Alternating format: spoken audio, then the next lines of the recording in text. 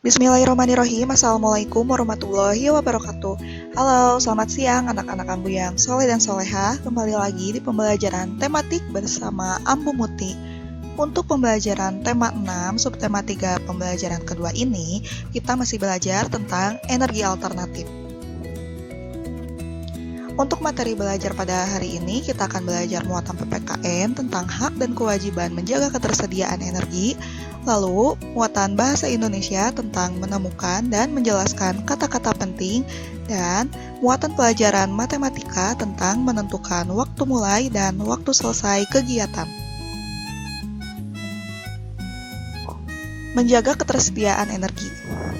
Seperti yang kita ketahui saat ini, energi yang kita gunakan sebagian besar berasal dari energi fosil, di mana energi fosil ini dapat habis jika kita gunakan terus-menerus. Oleh karena itu, kita perlahan harus beralih menggunakan energi alternatif. Nah, menjaga ketersediaan energi merupakan kewajiban kita semua. Jika kita melaksanakan kewajiban dengan baik, maka hak dalam penggunaan energi akan kita peroleh. Berikut beberapa kewajiban dalam menjaga ketersediaan energi. Yang pertama, kewajiban kita adalah harus menggunakan sesuai kebutuhan. Contohnya, membuka jendela daripada menyalakan kipas angin. Dengan melakukan kegiatan tersebut, kita telah menghemat energi, mengganti energi yang lebih ramah lingkungan. Lalu yang kedua, menggunakan kendaraan jika bepergian jauh, dan jika bepergian dekat sebaiknya kita menggunakan sepeda atau jalan kaki, karena lebih sehat juga ya. Lalu yang ketiga, biasakan mematikan air saat tidak digunakan. Lalu kewajiban yang kedua yaitu menggunakan energi yang ramah lingkungan.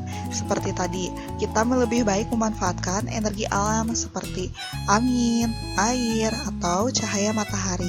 Bahwa energi listrik itu tidak hanya dihasilkan dari energi fosil, tapi bisa juga berasal dari, namun pembangkit listrik lainnya juga berasal dari energi alam atau energi yang ramah lingkungan seperti pembangkit listrik tenaga bayu, pembangkit listrik tenaga air, atau memanfaatkan cahaya matahari dengan panel surya.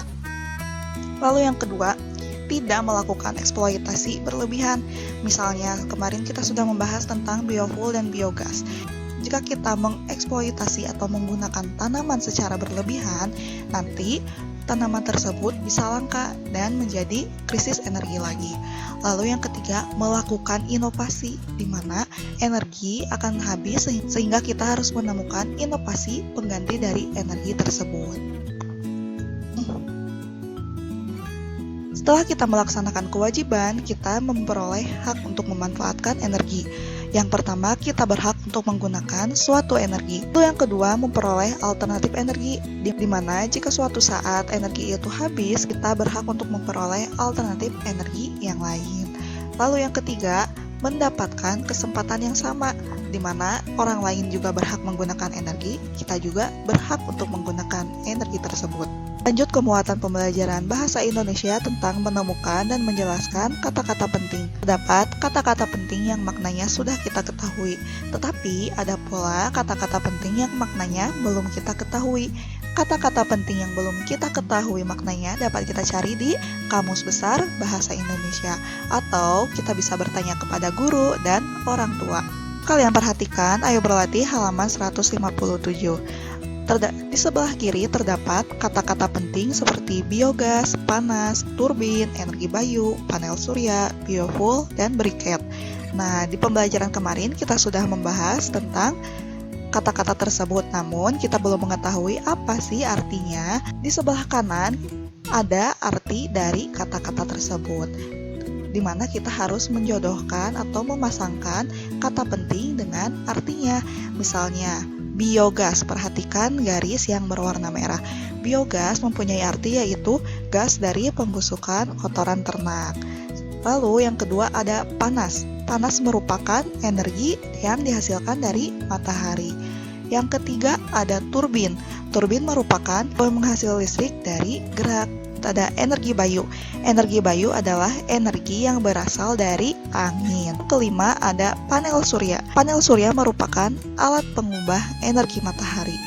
Lalu yang keenam ada biofuel. Biofuel ini adalah bahan bakar dari minyak nabati atau tumbuh-tumbuhan. Dan yang terakhir ada briket. Berikut ini adalah blok padat, mudah terbakar. Nah, ini adalah pencocokan kata penting dengan artinya yang sudah dicari di Kamus Besar Bahasa Indonesia. Kalian isi ya, lalu pasangkan kata penting dengan arti yang tepat seperti ini. Dilanjut ke muatan pelajaran matematika, pembelajaran kemarin kita sudah belajar tentang menentukan waktu sebelum dan sesudah kegiatan. Untuk menemukan jawabannya, coba perhatikan persamaan berikut. Yang pertama, untuk mencari waktu sebelum, yaitu dengan cara waktu sesudah dikurangi dengan lama waktu. Sedangkan untuk mengetahui waktu sesudah, yaitu kita harus menjumlahkan waktu mulai dengan lama waktu. Saat menghitung waktu sebelum dan waktu sesudah, kamu juga harus memperhatikan hubungan antar satuan waktu berikut ini. Masih ingat kan? 1 minggu artinya sama dengan 7 hari, 1 bulan sama dengan 30 hari, 1 bulan sama dengan 4 minggu, 1 tahun sama dengan 12 bulan, atau 1 tahun sama dengan 52 minggu, dan 1 tahun sama dengan 365 atau 366 hari. Perhatikan contoh berikut ini. Tanaman jarak pagar dikenal sebagai salah satu energi alternatif. Tanaman jarak pagar dikembangbiakan dengan cara distek, maka dilakukan pembibitan terlebih dahulu.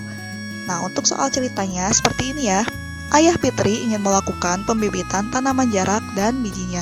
Pada tanggal 10 Januari 2019, Ayah Fitri menanam biji-biji jarak ke dalam polybag yang sudah disediakan. Polybag itu diletakkan di tempat yang teduh. Setelah 60 hari, bibit-bibit jarak dalam polybag harus dipindahkan ke tempat terbuka agar dapat beradaptasi dengan lingkungannya sambil menunggu masa tanam tiba. Tanggal berapakah bibit-bibit jarak itu dipindahkan ke tempat terbuka? Dari soal cerita tersebut, kita sudah mengetahui waktu mulanya yaitu pada tanggal 10 Januari 2019 dan ayah harus memindahkan bibit-bibit jarak tersebut ke ruang terbuka setelah 60 hari. Tanggal berapa 60 hari setelah 10 Januari? Yaitu dengan cara berikut ini. Coba kalian perhatikan kalender tahun 2019, di mana ada bulan Januari, Februari, dan Maret. Berdasarkan kalender tersebut, 60 hari setelah tanggal 10 Januari 2019 adalah tanggal 11 Maret 2019. Jadi, Ayah Fitri memindahkan biji tanaman jarak ke tempat terbuka pada tanggal 11 Maret 2019. Nah, seperti itu ya cara pengerjaannya. Alhamdulillah untuk materi hari ini dicukupkan sekian. Untuk tugasnya silahkan kalian kerjakan keterampilan kinerja praktik halaman 160 tentang menentukan tanggal kadaluarsa suatu makanan. Pertama, kalian carilah 3 makanan ringan di rumah kalian yang dimana di kemasan itu biasanya ada tanggal kadaluarsanya. Setelah itu kalian hitunglah berapa tahun atau berapa bulan atau berapa hari lagi batas kadaluarsa dari makanan tersebut. Setelah itu silahkan kalian tuliskan hasilnya pada tabel seperti contoh berikut ini. Akan sekarang tanggal Selasa 23 Februari 2021. Nah, Ambu punya contohnya yaitu roti, Yakult, dan wafer. Di mana sudah diketahui bahwa tanggal kadaluarsanya untuk roti tanggal 26 Februari 2021, untuk Yakult kadaluarsanya 1 Maret 2021, untuk wafer kadaluarsanya 3 Juni 2021. Terus setelah itu kalian hitung lama waktu hingga makanan kadaluarsa mulai tanggal 23 Februari sampai ke tanggal kadaluarsa produk tersebut. Misalnya Ambu sudah menghitung roti tanggal kadaluarsanya yaitu 26 Februari, sehingga lama waktu hingga makanan kadaluarsa adalah 3 hari lagi. Lalu yang kedua ada Yakult. Yakult di keterangannya kadaluarsa pada tanggal 1 Maret 2021. Nah, dari tanggal 23 Februari ke 1 Maret tinggal 6 hari lagi. Lalu yang ketiga ada wafer. Wafer kadaluarsa pada tanggal 3 Juni 2021, sehingga dari 23 Februari ke 3 Juni adalah 100 hari lagi. Nah, seperti itu ya. Jangan lupa kalian kerjakan tugasnya lalu kumpulkan ke Ambu ya. Ambu tunggu tugasnya. Terima kasih anak-anak, jangan lupa untuk selalu semangat dan disiplin belajar dari rumah. Wassalamualaikum warahmatullahi wabarakatuh.